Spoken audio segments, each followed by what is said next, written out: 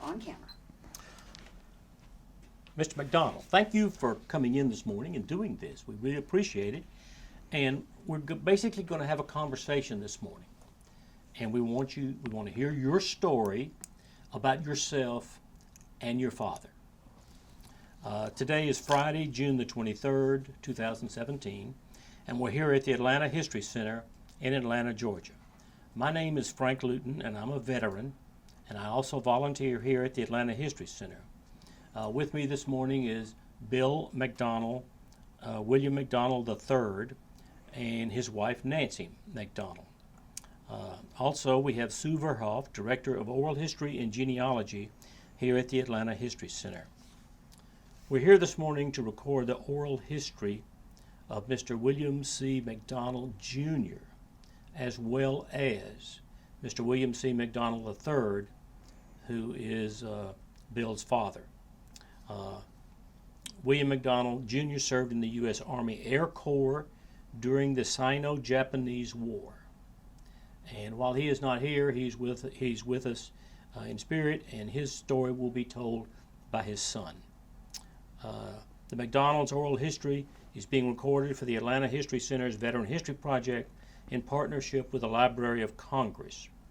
We're honored and excited to have you with us here today, Mr. McDonald, and thank you for participating in this project. You're welcome. If at any time you want to take a break during our conversation, it's no problem, just let me know. There are also no topics or events if you want to talk about. There's nothing taboo here. And you can be yourself and use whatever words, phrases, or language you want to use. And so with that, are you ready to start? I'm ready. Okay. Please state your full name and date of birth. William Clifford McDonald III, July 19th, 1948. And where were you born? I was born in Miami Beach, Florida. Okay. Since we're going to be talking a great deal about your father, give us his full name and date of birth. William C. McDonald Jr., and he was born in Prattville, Alabama, and I cannot remember the date, even though I wrote a book about it. Okay. Why don't we start by talking about you? Tell us about your growing up years, where you grew up, and a little bit about your background and family. Well, I would say that I was born in Miami on the way to Brazil, as my father was at the time a captain with Pan American. And the first language I spoke was Portuguese, and we had a German nurse who had to translate for my father when he would come back for flights, whatever I said, because it wasn't in English. My mother caught polio in Brazil, was sent to New York for treatment. They sent her back to Birmingham and called up Captain McDonald and said, you should think about retiring and taking care of your family. And that was in 1952. And he returned, the family returned, my sister and I, my sister Cameron is a year older than I am. We returned to Birmingham in 1952, and he returned to Birmingham in 1955 and retired. What did he do after he retired? He had a variety of businesses, but he was a retired pilot. And when you've flown as long as he had in excess of 20,000 hours as a pilot, it's very hard to find something else for a pilot with 20,000 hours to do. He was a pink lady at the hospital after open heart surgery. He had a printing business that did print some books from that he edited for his pilots that sent him. He wrote a letter and said, send me the wildest story that you can remember from your time in China. And he collected them and did 3 volumes called Wings Over Asia. And then after he died, Dick Rossi, who was with the AVG, the Flying Tigers, did volumes 4 and 5. And our CNAC Heritage Fund, who I'm on the board of, we are funding volumes 6 and hopefully volume 7, and we have editors picked out. as we're trying to get more history in written form to go with this series of books. They're on Amazon, so they can be bought on Amazon. Okay. Tell us about your growing up years in Birmingham. What was that like? Not memorable. I would say my memories really sort of, I am dyslexic and ADD in a rather severe sort of way, so my memory is of the things that I want to remember, which is really sort of convenient. I just get to forget those things that I don't want to remember. But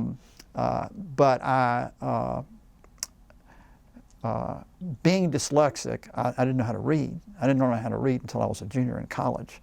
So growing up dyslexic and ADD is not a lot of fun. So I don't particularly care to remember that part of my life that much, so I don't. I went to school, I made C's and D's, and if you couldn't read, that was actually pretty good. I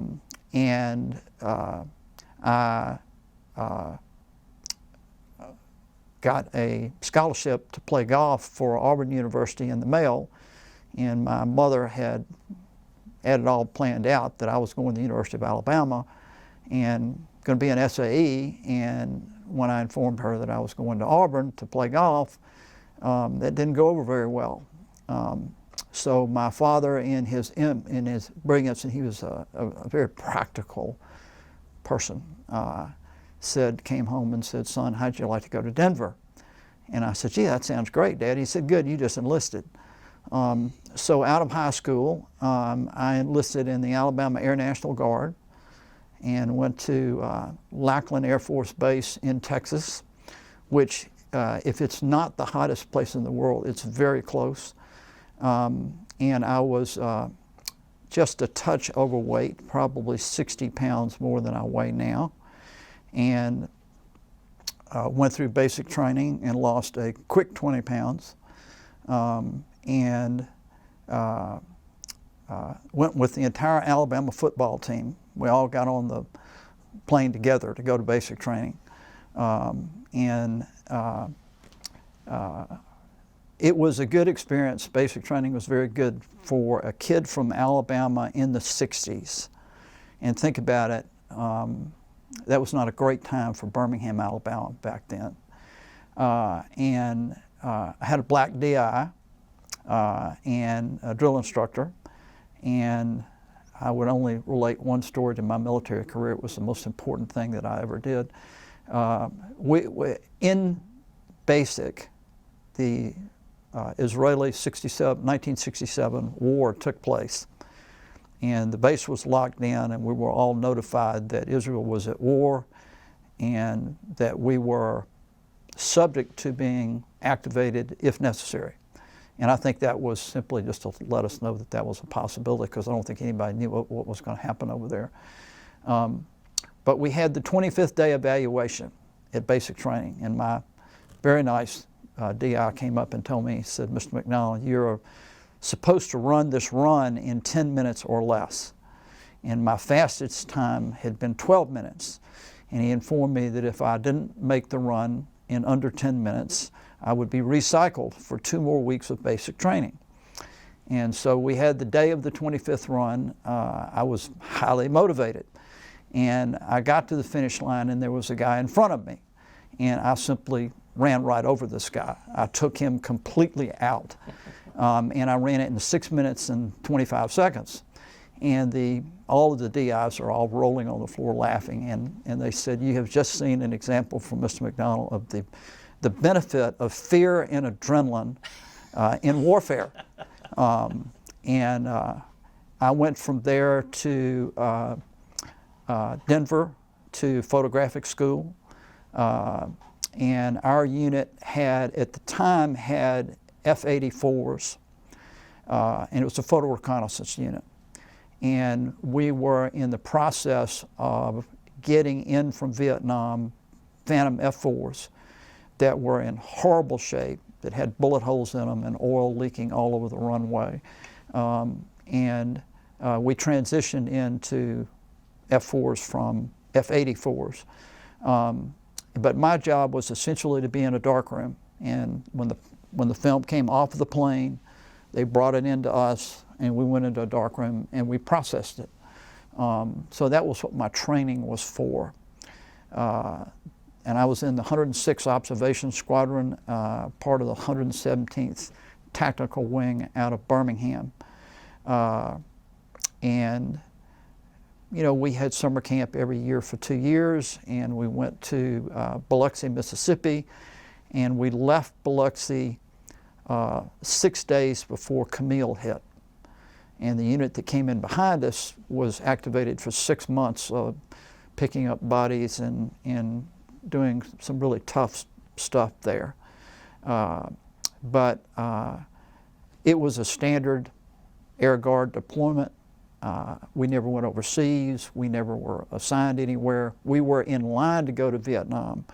There was a Guard unit in Nevada that was going to go ahead of us, and then we were going to go after them to Vietnam if the Vietnam War had not ended. And then I got out at the end of 6 years in 1973, shortly before I married my wife, Nancy McDonald, Nancy Adams McDonald. But the really good thing for me about my time in the military was my exposure to the Black Americans. And my best friend in Denver was from California, a very wealthy black family, could have bought us over 10 or 12 times. And he called me George Wallace, and I called him Malcolm X. And there were some Hawaiian kids in our unit who I said something that offended one of them, and they were going to come after me. And Malcolm X got between me and these Hawaiian kids and said, to get to George Wallace, you got to come through Malcolm X, and I don't think you want to do that. So that was the most exciting thing that happened to me in my military career. I enjoyed my time in the Air Guard. It was a lot of fun. My best friend went in with me. My father got us both in the Guard at the same time, and he ended up I believe a lieutenant colonel. His name was Mike McLean, in charge of all of the maintenance on all of the aircraft, and made the transition from Phantom F-4s to KC-135s, 130s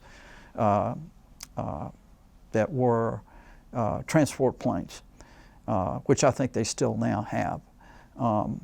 But I enjoyed my extent in the military, and I was a sergeant, just like my father was a sergeant, in the same unit in he was not a sergeant in that unit, but he was a civilian employee for the 106 in 1928. So, before we go to your father, I want to ask you a couple of more questions about your experience. How did your mother wanted you to go to Alabama, right? And you got a golf scholarship to Auburn, right? And then your father intervened and said, how about Denver? What did your mother think about all of that? What did your family think about what happened to you during that period of time? I never asked her. Did she ever tell you? She never told me. Okay. And I knew better than to ask. She had gotten polio in Brazil, and it had changed her personality to a hardcore A personality. So if you wanted to know something from my mother, you asked her a question, and that's all you did.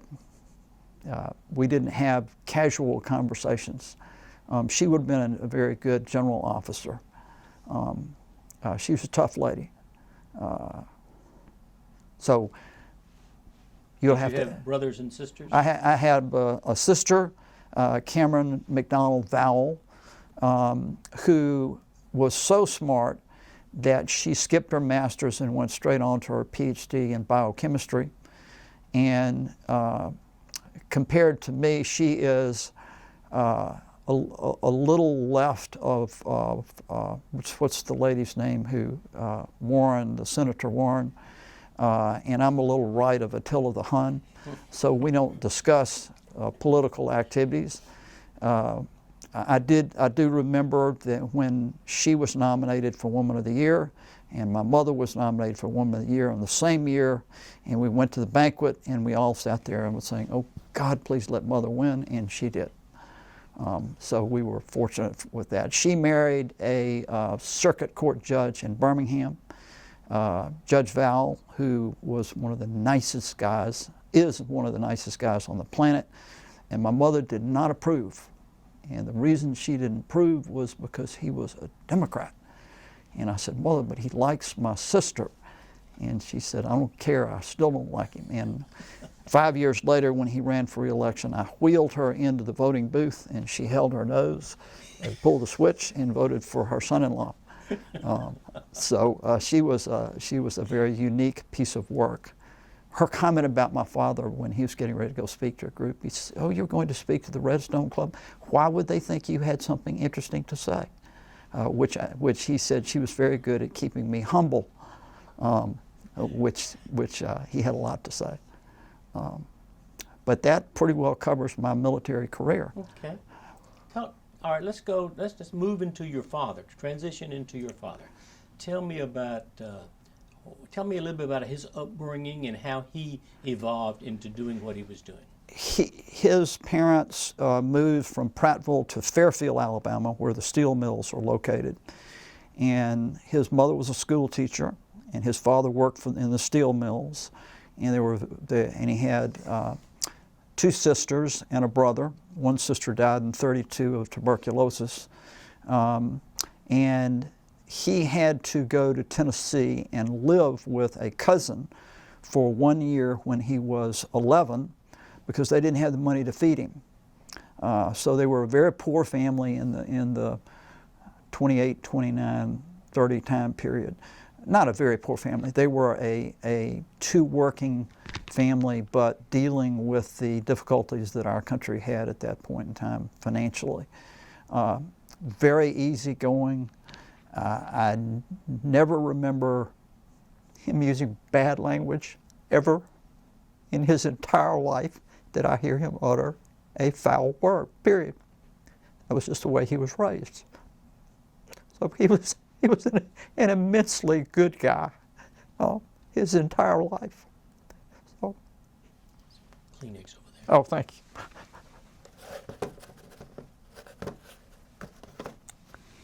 And so he had no money at all and went as a civilian employee for the Alabama Air National Guard to work on airplanes.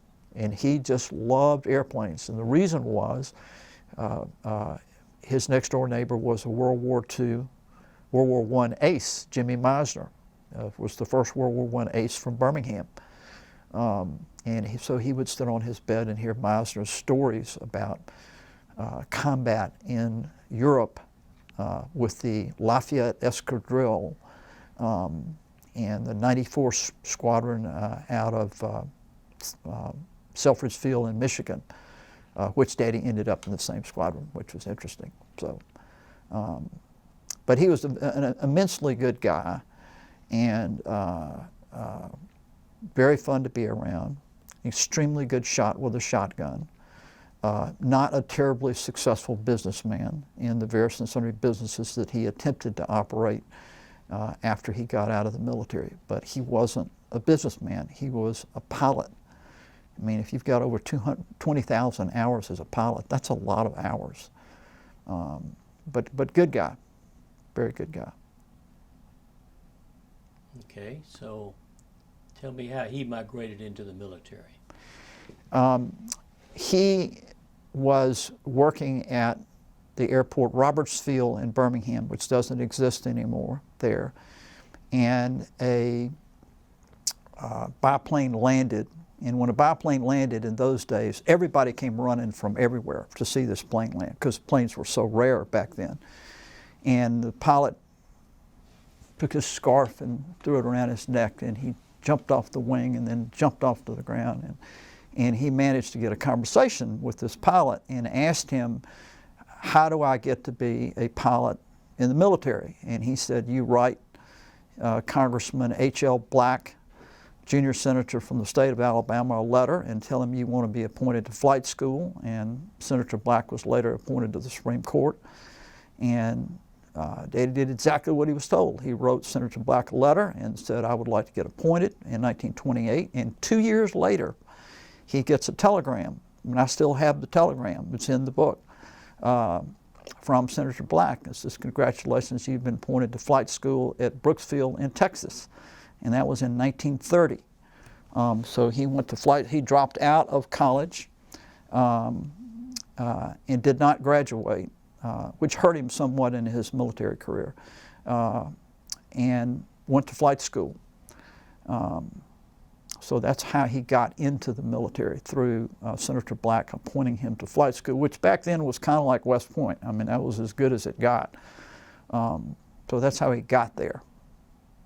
Okay. Well, lead us through his early military career and The exciting thing that happened to him in flight school was that his final check ride in flight school was with First Lieutenant Claire Lee Chennault. And that was the beginning of a friendship that would last a long time, would last their complete lifetimes. He, from there, went to Selfridge Field and studied high altitude flying, navigation, and how to fly a trimotor forward. He got out in the middle of 1932 of his first 2-year enlistment, and his sister Dorothea died of tuberculosis in that time period. And he spent 4 months looking for a job in civilian aviation, and he couldn't find one because there weren't any. Right. And he picked up his brother at Auburn University and drove by Maxwell Field in Montgomery to see Luke Williamson, who he knew from Brooksville. And Luke Williamson introduced him to now Captain Chennault, who was the head of the men on the Flying Trapeze, the 1st Army Air Corps acrobatic team, which would have been the predecessor to the Thunderbirds. And Chennault immediately offered him a job as a replacement pilot for the team, in that Lieutenant Hansel was going into the bomber wing. So he enlisted on the spot as a private, a flying enlisted man at $17 a month, and had a bunk under the headquarters building. But he was back with Chennault, and he was back with airplanes, so he was happy. It took him 4 months to make the team, and in the next 3 years they performed in front of, they did about 50 shows in front of about 1 million people across the country.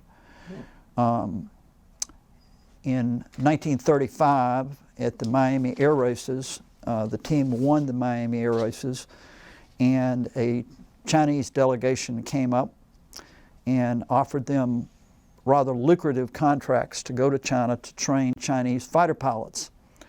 And Chennault declined for all 3, but said, please keep your offer open until I get the results back from the first lieutenant's exam, which Sergeant McDonald and Sergeant Williamson then had taken. And there were 8 sergeants that took it. And you guessed it, the 2 that failed were McDonald and Williamson. And Chennault was highly offended and wrote a scathing op-ed in the Montgomery Advertiser, and came back and told McDonald and Williamson that you should bow out your enlistment and go to China. And if things don't go well for me, I'll be a year behind you. And that's exactly what he did. He went to Washington and went to the Chinese embassy. They each picked up $500 traveling expense.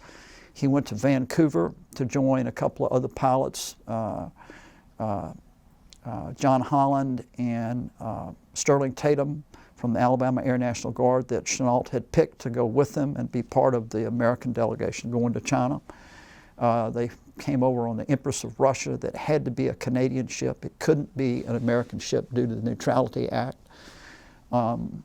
They stopped in Japan and then went on to China. And he went to Hankow at the Central Aviation School and trained. He was in charge of the advanced training class for Chinese fighter pilots in Hankow.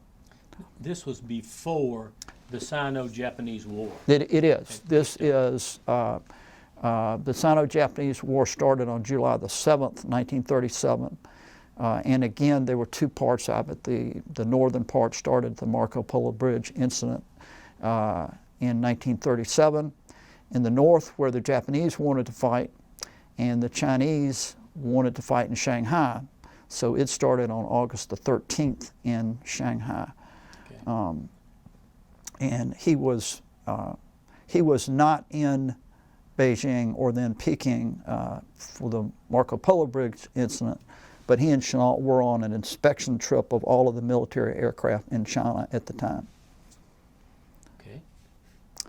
And they, on paper, had 500 combat-ready aircraft, the Chinese did. But when they got through counting them, they came back and reported to Generalissimo that they only had 91 combat-ready aircraft, and they were getting ready to go to war with the Japanese that had between 500 and 700 combat-ready aircraft. So the Generalissimo wanted to shoot General Mao, who was with them, and Chennault intervened and convinced the Generalissimo that that would really be a bad idea. But they went to the capital to defend Nanking against the Japanese. He had his 91 combat-ready aircraft were there, probably not all of them, but most of them. And they were bombed 66 days in a row. And his job was, Chennault was given a P-36 prototype called the Hawk 75 Special in his contract with the Chinese. He could request any aircraft that he wanted. The aircraft was unarmed, bright green, had 75 painted on the side, and Chennault declared it as a neutral fighter plane, as though there was such a thing. And he would fly up and watch McDonald's squadron, which were still flying biplanes. They were flying Hawk 3s when they were fighting the Japanese, and he made notes on the Japanese tactics, the strengths and weaknesses of the Japanese pilots, and put it in the notebook until a certain point in which one unfortunate Japanese pilot had the tenacity to take a shot at Chennault. And Chennault landed and was in a real huff and said, "I want guns put on this plane as fast as possible." And then he said, "The next SOB that shoots at me, I'm going to shoot back." And so they began to try to arm this plane, which was not an easy task. And the first person to take the plane up after it was armed was McDonald.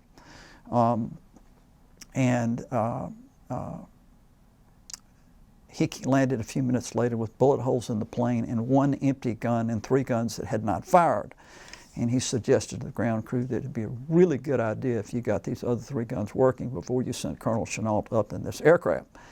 And I would have to back up and add one piece to this story. Is mid-1936, McDonald gets a call from Madame Chiang Kai-shek.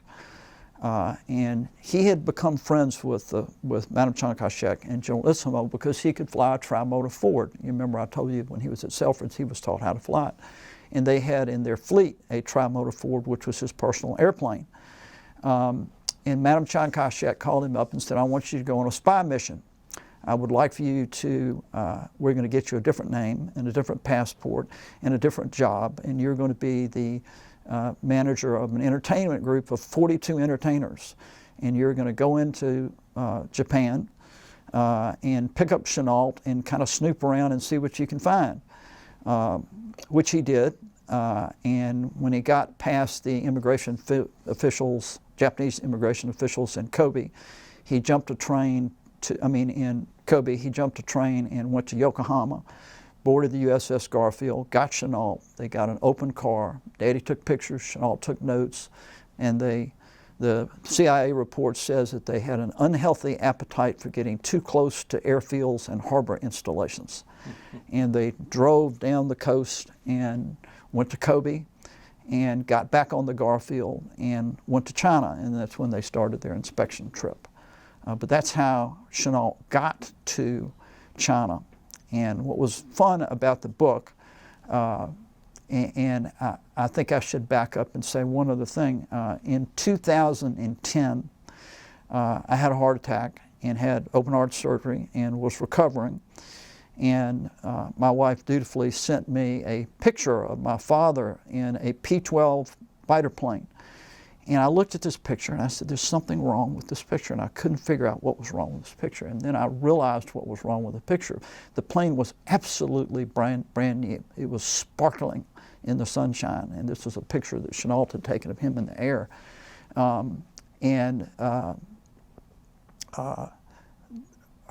But I started looking for the rest of these pictures. Well, there was one picture, there's got to be two pictures. And so I found 30,000 documents in my sister's basement. And when I reached under the first box, they were wet. And I had to peel off each letter individually and dry it with a hairdryer. And I started reading these letters, which was a serious mistake. And so then I began categorizing these letters. 3 men on the flying trapeze, Chinese Air Force, China National Aviation Corporation, Pan American, putting them in groups. And then I got a map out, and I started putting pins in the map, and I started mapping him across China.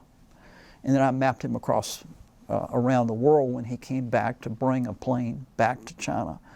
But that's where I got a lot of my information, although he had told me a fair number of these stories, but he managed to leave out a few rather interesting pieces of information that were in those 30,000 documents. But it took 6 years to write this book. When did you start that? Tell us why you started. Why did you want to do the book, and tell us how you started. Well, because when I got into the papers, I found where he had started the book. And he started the book in 1977, and wrote in there, one of my greatest regrets is that I have never written a book about my time in China. And so that was sort of intriguing. I said, well, there's a regret I can remove, which was, I thought, a pretty good thing for a son to do.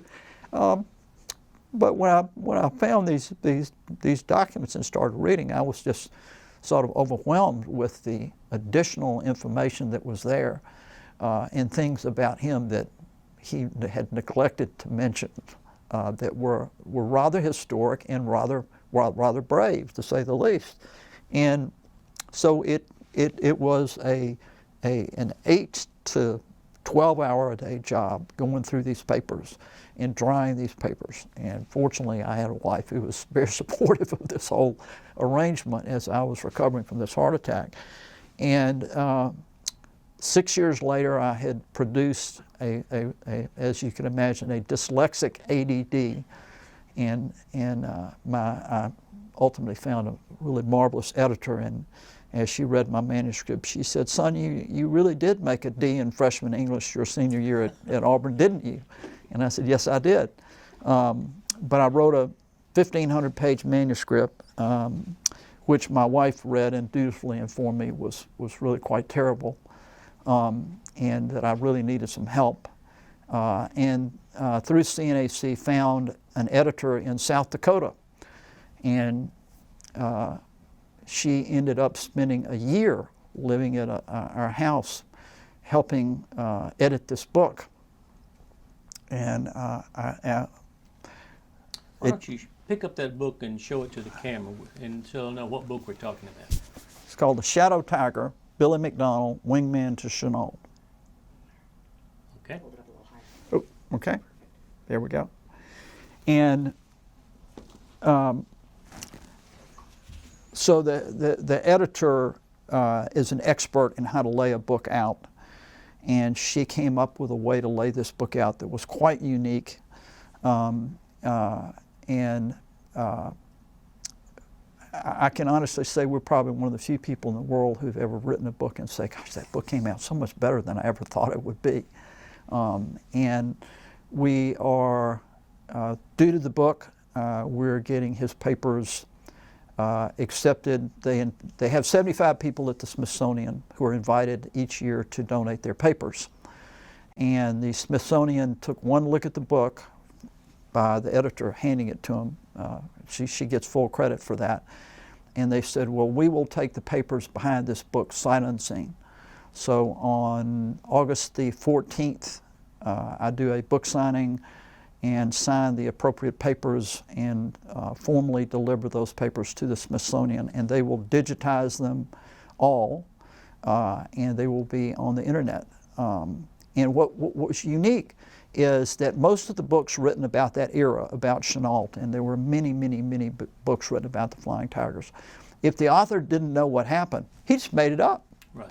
He's completely made it up, which I was astonished when I would read these books and get to a part and I said, well, that's not what happened. And my editor was very hard on me, and she said, I really could care less about your opinion. She said, if you can't prove it with a document, it's not going in the book. And that was a very good thing for her to do, because the Smithsonian liked the book because it wasn't my opinion. It was his opinion. It was the guy in the cockpit, in his opinion. And so that's kind of how we got into writing the book and how the book got written. But I would think that the next logical place to go would be to Nanking in 1937, August the 13th. The Izumo, which is a Japanese light cruiser, a very old cruiser, which is the headquarters for the Imperial Japanese forces in China, began shelling the Shanghai Civic Center. And one of Daddy's later friends, Captain Chuck Sharp, chief pilot of China National Aviation Corporation, 45% owned by Pan American, 55% owned by the Chinese, climbs up on top of a bank building where the RAF Flying Club is in Shanghai. And he looks down the river, down the Yangtze River, and he sees these 3 Hawk 3s coming down the river. And the Hawk 3 was a biplane, but it was the best fighter plane that the Chinese had. And they were in unusually tight formation. And he said to himself, he says, you know, it doesn't take a rocket scientist to figure out that those are probably not Chinese flying those planes. And they, all 3 made dive bombing runs on the Izumo. And amazingly, and I say amazingly because they apparently, the bombs landed very, very close to the ship, they all 3 missed. And they came back and made 2 strafing runs on the Izumo. And Captain Sharp would later get off the building and would later confront General Chennault and McDonald and Williamson individually and said, is the rumor true that you were each paid $1,000 apiece to attack the Izumo? And they would neither confirm or deny the rumor. And when we were in China as the guest of 8 museums over there to present the book and tell the story, in 2016 I had at the Kunming Aviation Association, had a retired 2-star general came up to me and he said, if it's any help, I'd like to confirm to you from our standpoint that story is absolutely true. So that was nice to have that story confirmed. But the first counterattack against the Japanese was prepared by McDonald and Chennault. They stayed up till 4 o'clock in preparing the counterattack, and it was led by them the next day on the 14th to attack the Izumo, and which led to the war. And it wasn't going to go well for the Chinese. If you've got 500 planes attacking 91 planes, you're slightly outnumbered. But at no time in my father's life that I knew him did he ever mention to me on any occasion did he ever set foot in a fighter plane. Not one time. And the reason for that was there was an agreement reached between Madame Chiang Kai-shek, General Chennault, and my father that they would never speak about their combat activities because they were in probable violation of the Neutrality Act. And I say probable because I'd like to leave it at probable. They were in clear violation of the Neutrality Act, and she did not want anybody to be aware of that now or later.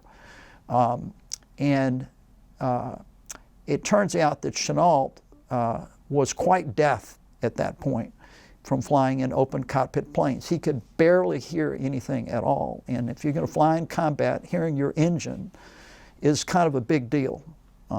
A, has it been shot? B, is it still running?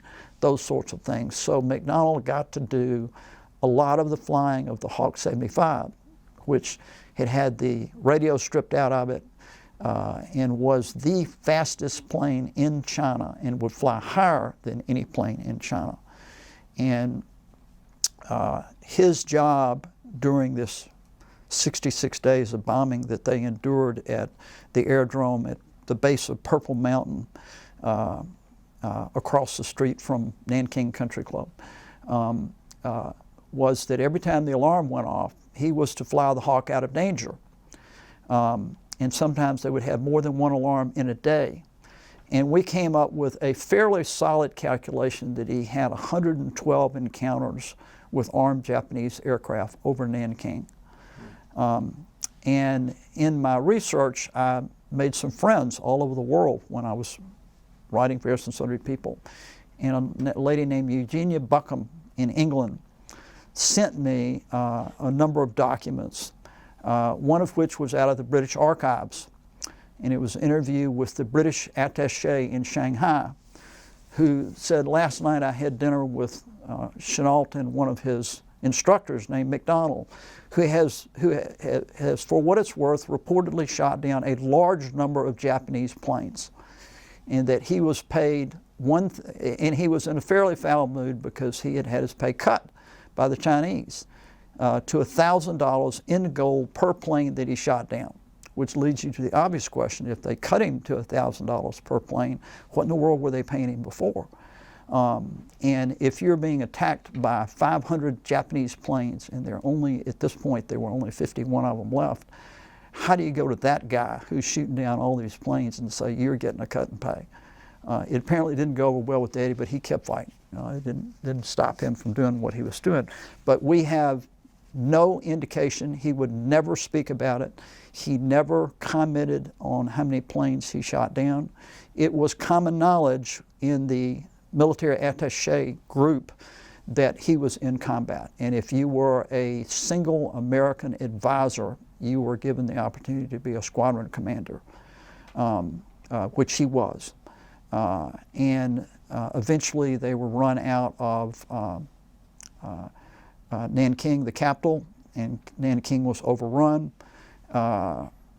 He wrote a letter that is now, I was asked to give it to one of these Chinese museums, that when he flew over Nanking after it had fallen, that it appeared to him that the Japanese high command had lost control of their troops, and that the massacre that occurred in Nanking was just unbelievably bad. Well, you can imagine that the Chinese museum was very, very anxious to get that letter, because there was a third-hand, somebody who was in the cockpit, who flew over the city, who saw what was going on, and they were very anxious to get that letter. So I gave it to him.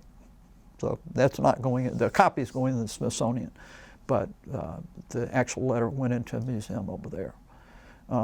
But they evacuated Nanking and went to Hankow, 150 miles west, along with the government. And it was all a fake, to fake out the Japanese, because what they were really doing is the government was going to Chongqing in far western China, and the flight school was going to Kunming in far western China to get out of carrier aircraft range. And they restarted the flying school in Kunming, and Chennault was also busy building airfields all over China, and those airfields would come in very handy for the United States military when the war started. And Daddy was pretty much in charge of training, of the training group in Chongqing to train brand new Chinese pilots, which was very tough to teach a guy who's never shot a bird with a shotgun, that when you shoot the bird, you don't shoot where the bird is, you shoot where the bird is going to be. And if you're going to teach him how to shoot a gun in a fighter plane, you have to teach him that concept, and that was very tough. And it took him 2 years to retrain pilots. And did your father speak Chinese? He spoke very little Chinese, but most of these were pilots to get to the level where you were going to be a pilot for the Chinese Air Force. Then you probably were taught English. So most of his pilots taught English, but out of his entire class in Hankow, his entire squadron in Hankow, within a year of the start of the war, they were all dead. They had all been killed by the Japanese, every single one of them. when they were over Chongqing, defending the new capital, they were holding their own when all of a sudden, out of the blue in 1940, the Zeros showed up and shot down every Chinese plane in one battle. The entire Chinese Air Force was effectively, all 27 planes were shot down by the Zeros. So Chennault was out of a job, and Daddy was out of a job, and Chennault was going to made arrangements to go back to the United States to get the Flying Tigers and the AVG started as quickly as he could. And of course, he only had he had a couple of allies, two cabinet members. Morgenthau, I think, was one of them, and President Roosevelt. And there's a gentleman here in Atlanta, Alan Armstrong, who's written a book called Preemptive Strike, which is a wonderful book. And I can find no fault with his book. And he spoke in front of me at the World War II round table. Chennault knew that if he went back and got 100 pilots and 100 airplanes and came back, effectively coming back with 3 squadrons, that he would need a transport wing to move the ground crews from airport to airport, because if he didn't, if they just were at one airport, the Japanese would overpower them with airplanes and bombs and kill them. So he got McDonald and Captain Higgs, and who was his roommate, and Captain Engel a job with China National Aviation Corporation, which was one of the national airlines of China. Oddly enough, the other airline was, I believe it was Eurasia, had a similar deal with Germany, of all people. And when the war started, they all had to leave. His deal with CNAC, Chennault was a good negotiator. He got him a triple in pay from what he was making with the Chinese Air Force, and got him an option to go back to the United States at the time of his choosing, and that he would immediately be made a captain with Pan American. He could skip the 5 years of seniority that was required. And that was a job with a future for him, and he coveted that job. Chennault goes back, and before he went back, he missed his flight on Pan American, and he spent his last 9 days in China before going back with Daddy in his apartment. And they had been going over the Flying Tigers in Kunming for 2 years. And I need to back up one other interesting piece of the story. Where did the Flying Tigers start? How did it begin? Well, when they were in Nanking and fighting, they would send their pilots off on a mission, and they would walk across Nanking Country Club, and occasionally they would play a couple of holes of golf, and they would walk up the hill to Nanking Clubhouse, and they would play ping pong. And the team of McDonald and Chennault would always play C.B. Smith, his mechanical genius from Montgomery, Alabama, and Harry Sutter, who was a Swiss radio expert who was tried for espionage at the end of the war and found not guilty. And after a particularly vigorous ping pong game one night, Chennault came down to an impromptu staff meeting, which they call breakfast, and said, I got a great idea. Let's go recruit 100 American pilots and get 100 American planes and teach them the tactics that I have learned by watching McDonald up in the sky and putting all this in a book, and we can kick the stuffings out of the Japanese. So that's where they got born, at the end in December of 1937. So if anybody else, Bill Pauley, who Chennault absolutely couldn't stand, and Pauley liked him even less. And oddly enough, my father only had one other incredibly, really good friend, and it was Bill Pauley. Tell me who Bill Pauley was. Bill Pauley was the head of Camco, who ran the cover story for getting all of the fighter planes and all of the pilots new identities, the ships, the planes, everything that they needed to go to Tanggu in Burma to start.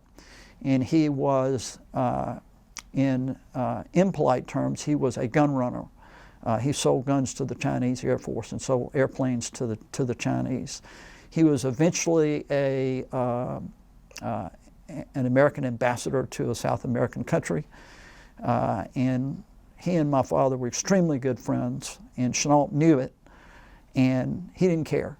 He said, if you want to like Pauley, you can like Pauley. It's none of my business. And Pauley unfortunately got shingles in his eyes, and phone rang one day, and I was with Daddy, and he was calling to say goodbye. And he shot himself over the phone, which was really quite sad. But he was While you and your father were listening, talking? We're in the room, and he was on the phone to him.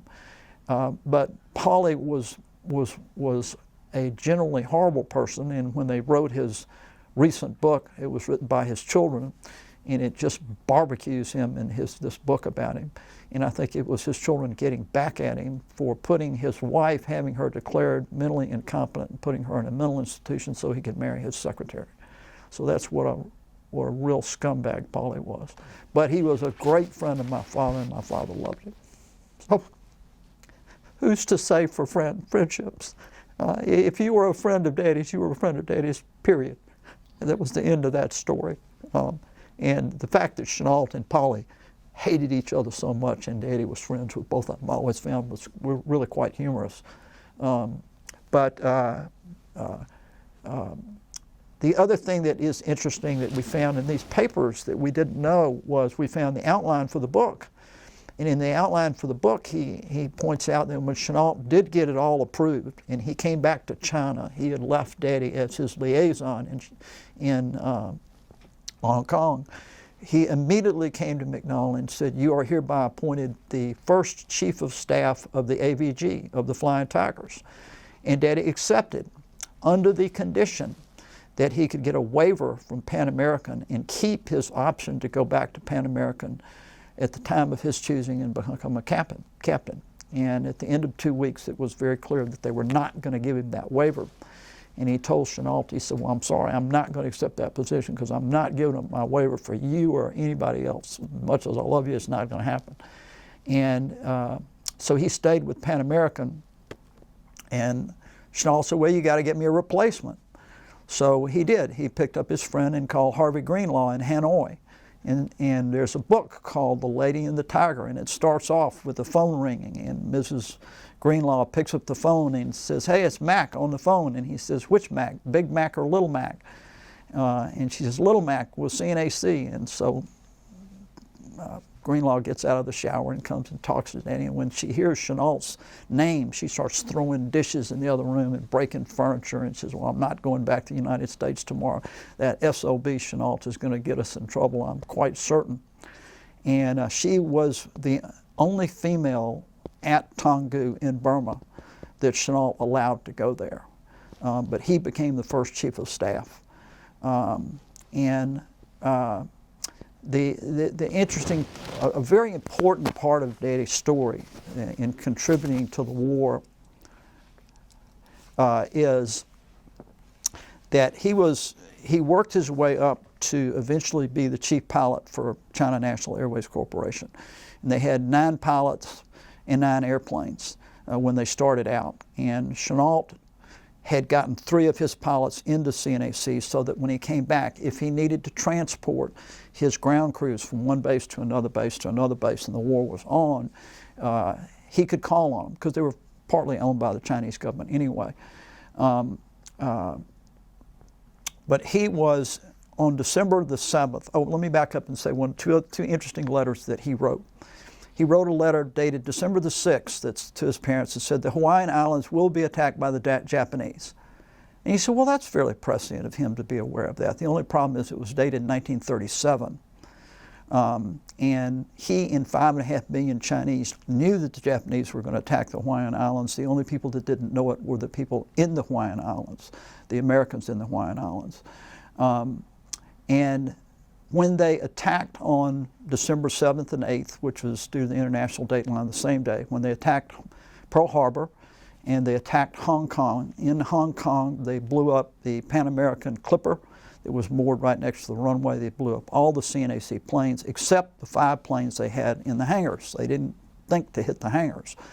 And Daddy had the only plane not in Hong Kong. He was in Rangoon with a plane load of passengers. Oddly enough, one of the passengers was Bill Polly.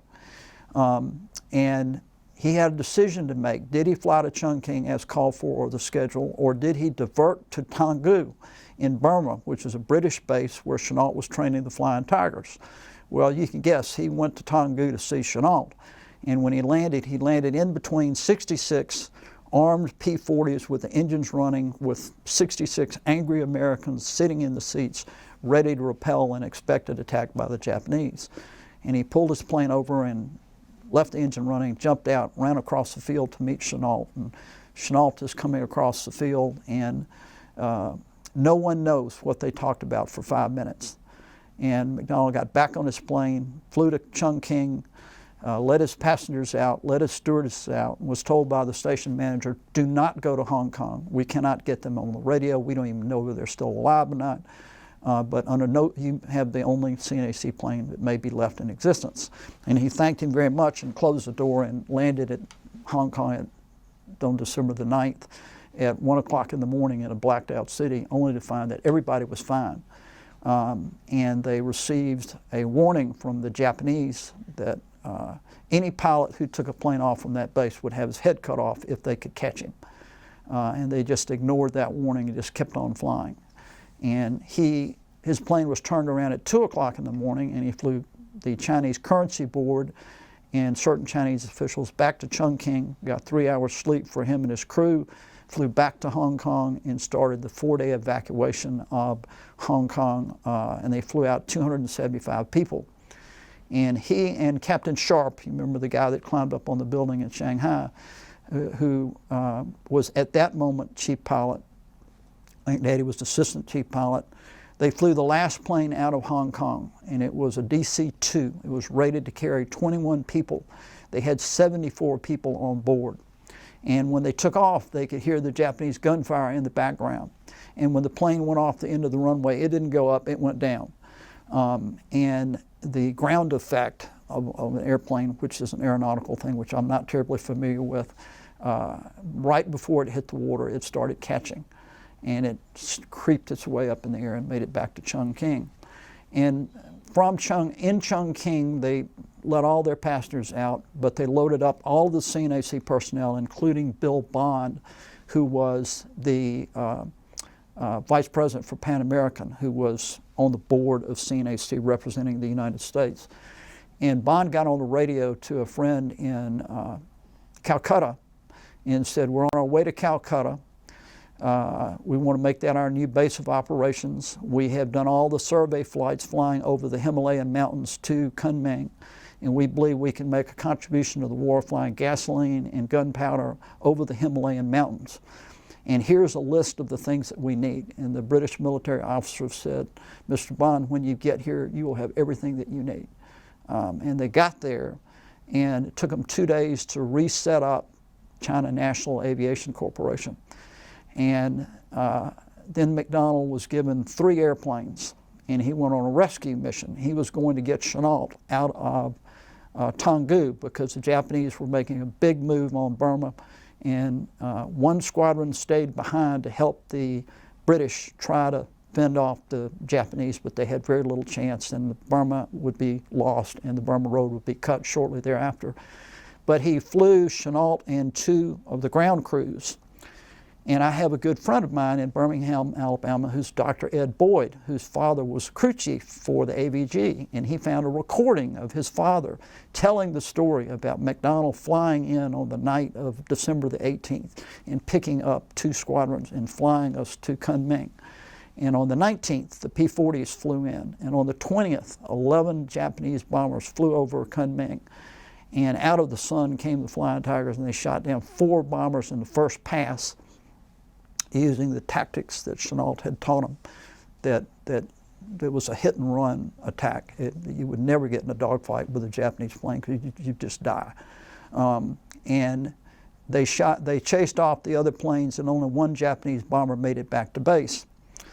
And in the book there is a picture of me in the Kunming Museum, and there are 2 pictures side by side, and you can see over my head, you can see the Japanese officers, the staff, command staff, on top of a mountain overlooking the Salween River Gorge. And on the bridge in the Salween River Gorge are the Japanese Special Forces sneaking their way from Burma into China to attack Kunming. And because Daddy flew the Flying Tigers to Kunming, Tex Hill and the Flying Tigers went in and blew up the bridge with the Japanese troops on it. When they came back the next day, there was a pontoon bridge that had Japanese special forces trying to sneak their way into China, and they blew that bridge up too. And when they came back the third day, the Japs were gone.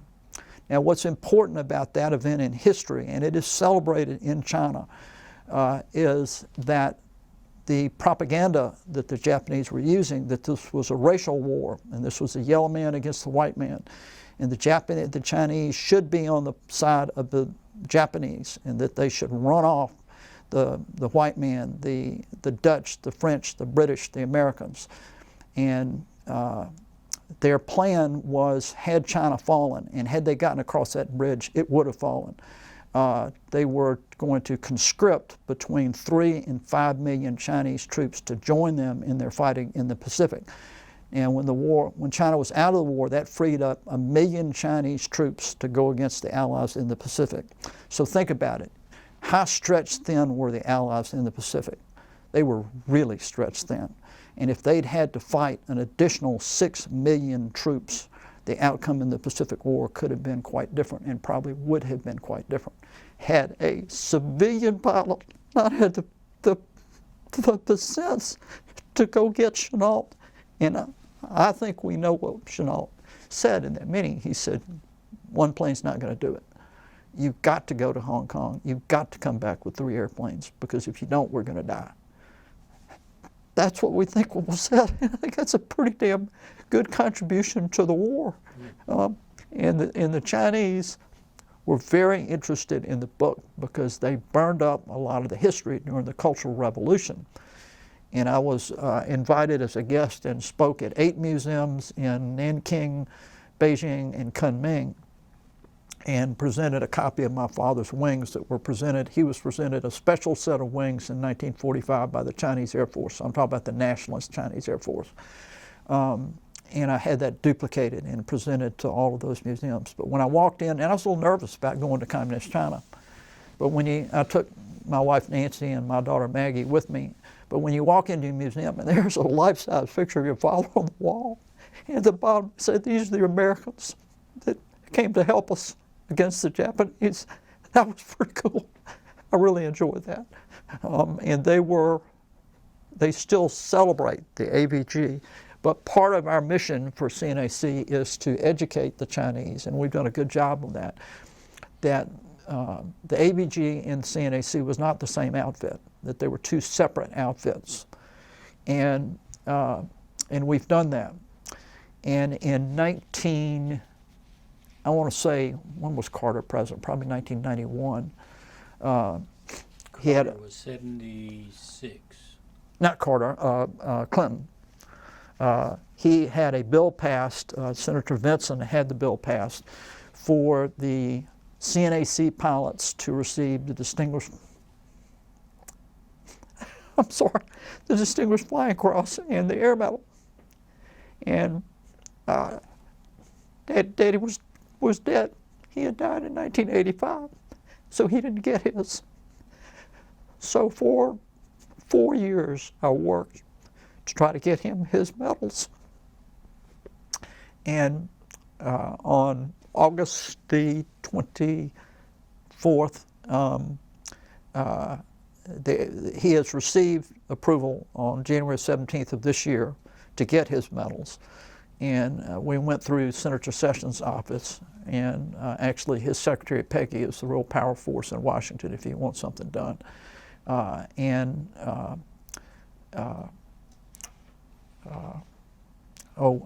mind's gone blank. What's the colonel's name? Colonel Newton. I talked to her on the phone, my next door neighbor, Judge Lyons, who was a circuit court judge in Mobile. So, well, that's no problem. He said, let's come over to the house, because he has grandchildren in Birmingham. And we went over to the house, and he called Sessions' office and said, "Hi, Jeff, how are you? I really need to speak to Peggy." And he explained the situation to Peggy. And Peggy got me on the phone and said, "What is it that you want?" And I said, "I'm trying to get these medals for my father." And she said, "Well, go back to your house, give me your phone number, and your phone will ring in 15 minutes. And 15 minutes later, the number 2 officer in the Alabama Air National Guard, Colonel Newton, Jeff Newton, called up and said, "What can I do for you?" So I explained it to him, and he worked on it for almost 2 years to get the medals approved. So it's a real big deal for him, which I'm quite excited about. So we wrote the book, and there was no intention of making money on this book. That wasn't why we wrote it. We wrote it to honor him. It was his book, and it really was. And the good thing is, his mother was a school teacher, and she taught him how to write. And I would comment on one other letter that he wrote back that I also gave to a Chinese museum during the Battle of the Bulge. Not the Battle of the Bulge, the Battle of Stalingrad.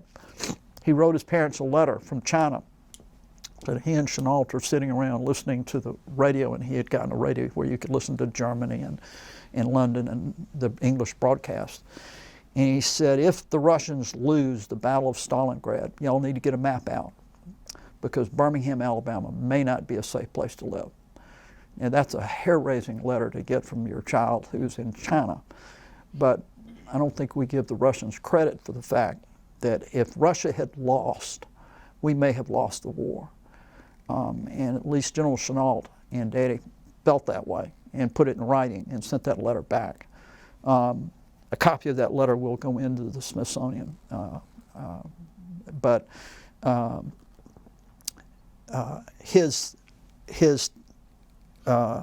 After the Saline River Bridge incident, his job was just, his day job was to fly gasoline and gunpowder over the Himalayan mountains into Kunming to keep China in the war. And he eventually worked his way up to chief pilot. And when the AVG was disbanded after 9 months, because they only flew for 9 months, I think he had a lemonade stand out front when they came out with a sign that said, sign up for CNAC right here. And he signed up 17 AVG pilots to fly for CNAC. And some of the letters that they wrote him that were in that box about the training flights over the Hump were rather humorous, to say the least. And Dad at one point said about Link Laughlin, and he said, oh my God, I'm going to go get back to Birmingham and get me a regular job. This is much too stressful. And they were flying into Chongqing, and I think it's worthy of commenting on flying into the capital. To fly into the capital, you had to fly over a 3,000-foot wire coming off of a mountain over the Yangtze River. When you cross this wire, you would dive for the runway. And the runway was on a sandbar in the middle of the Yangtze River. And there's a picture of the book where he's overrun the runway, and his rear wheel on this DC-3 is stuck in the mud, and they're trying to excavate this plane so he can take off before the Japanese firebombings start that day. So flying for CNAC and flying over the Hump, they flew 38,000 flights over the Himalayan mountains, and they moved 114,000 tons of military supplies. And they kept China in the war.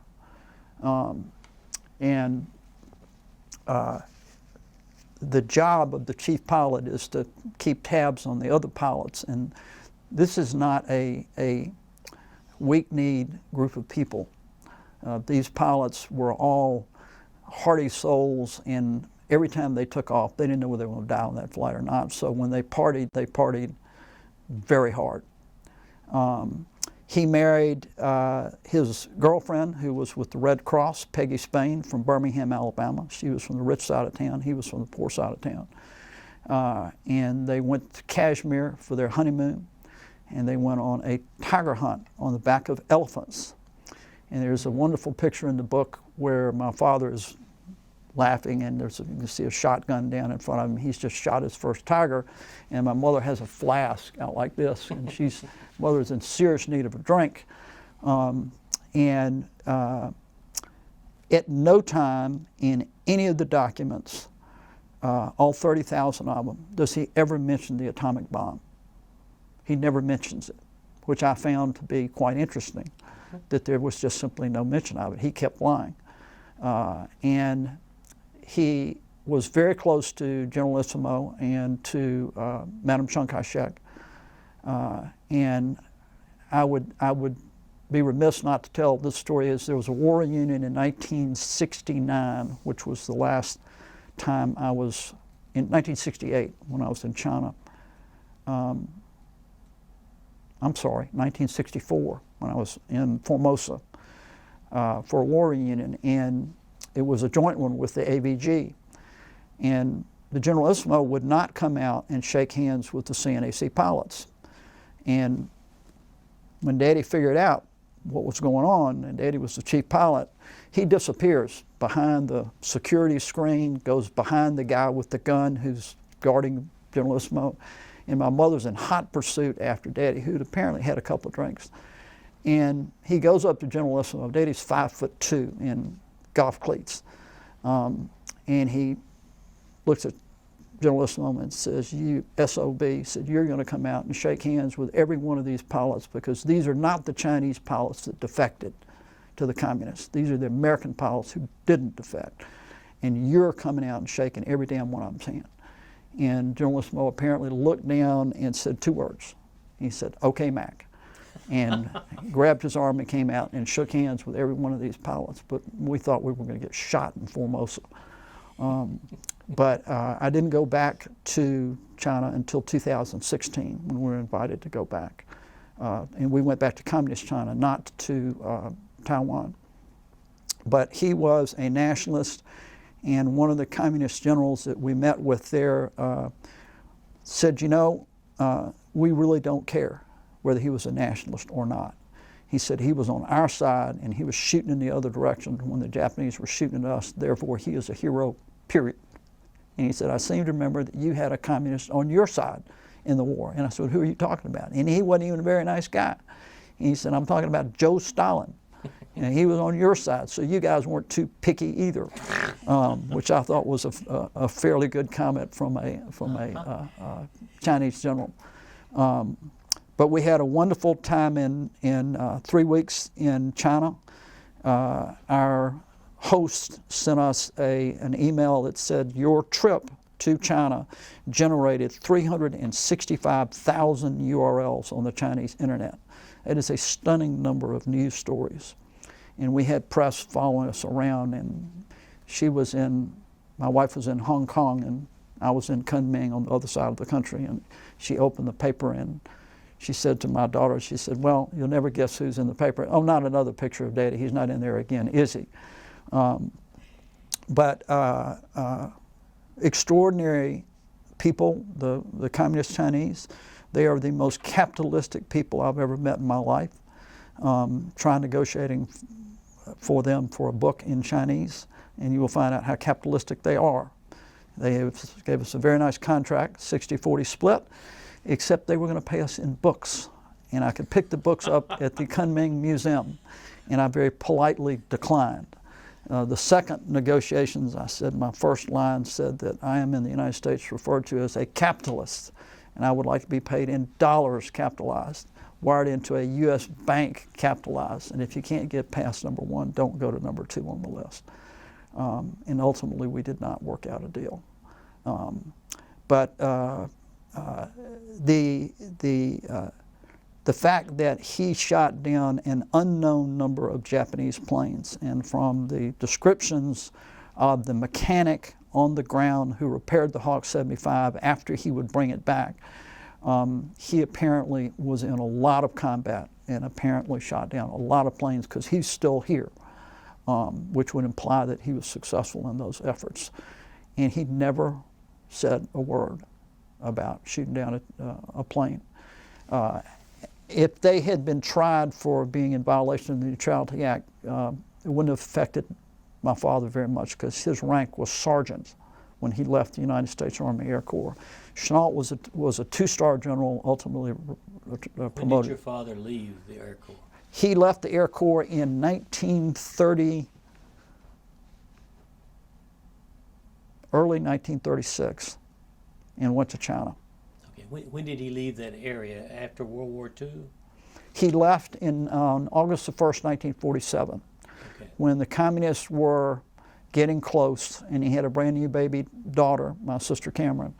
He said, "This is not a great place to raise a child." and they had engine problems going over the Pacific and had to land on Wake Island, and he was carrying a baby up and down Wake Island waiting for a replacement aircraft to arrive. When he landed in the United States and when his foot hit the ground, he was a captain with Pan American, and he was received by Pan American as somewhat of a rock star by the other pilots because they knew who he was and they knew what he had done, which was pretty cool. But he would have stayed with Pan American. The other pilot, Captain Sharp, had the same deal with Pan American, and he retired in 1967. So he cut his flying career short in 1952 to 53 with an excess of 20,000 hours as a pilot. Add another 15 years of flying to that. How many hours would he have had? It would have been a staggering number of hours. And I would tell one last story on Daddy. There was a lady whose husband was a test pilot, an American, for the Chinese government. So if Paulie was turning over a Curtiss Wright aircraft, this guy would test it and sign off on it for the Chinese. His wife taught English to the Chinese, and she wrote a diary.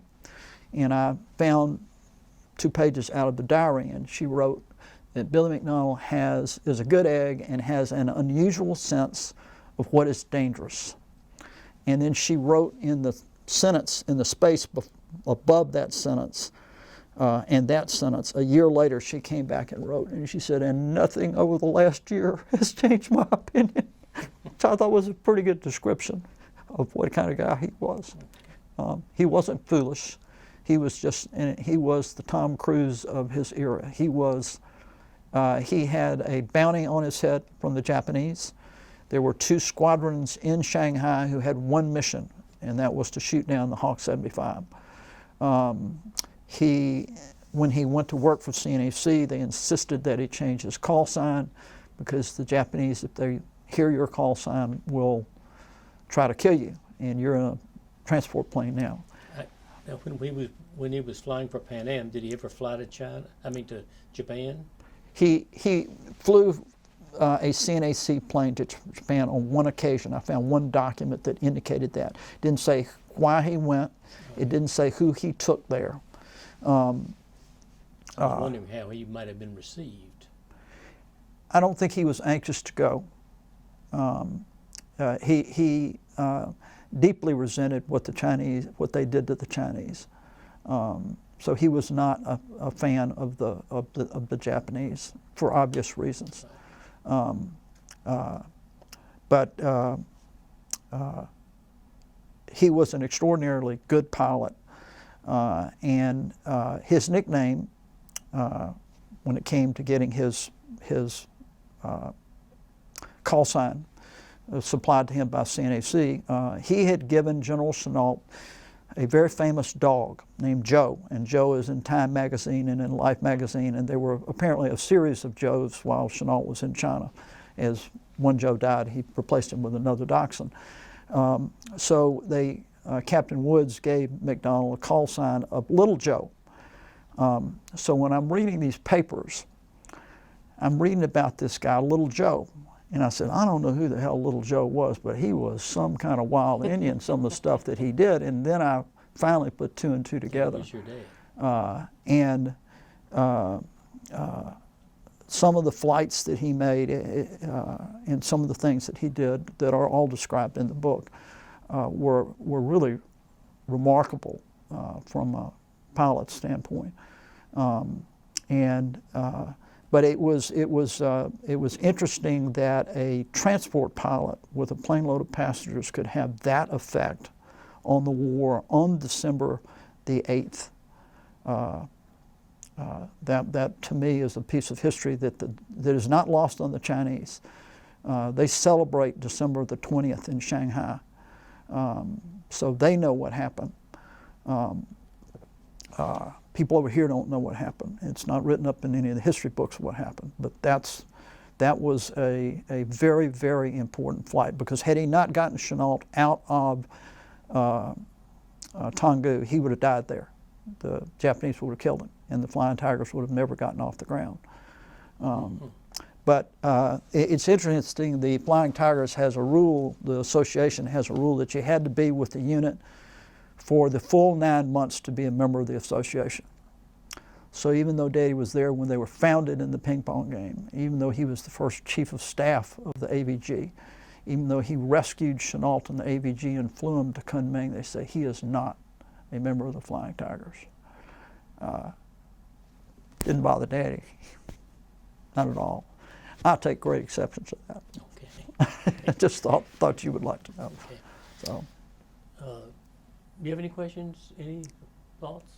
I could sit here all day. What an amazing story. Mm-hmm. it's a good story. Nancy.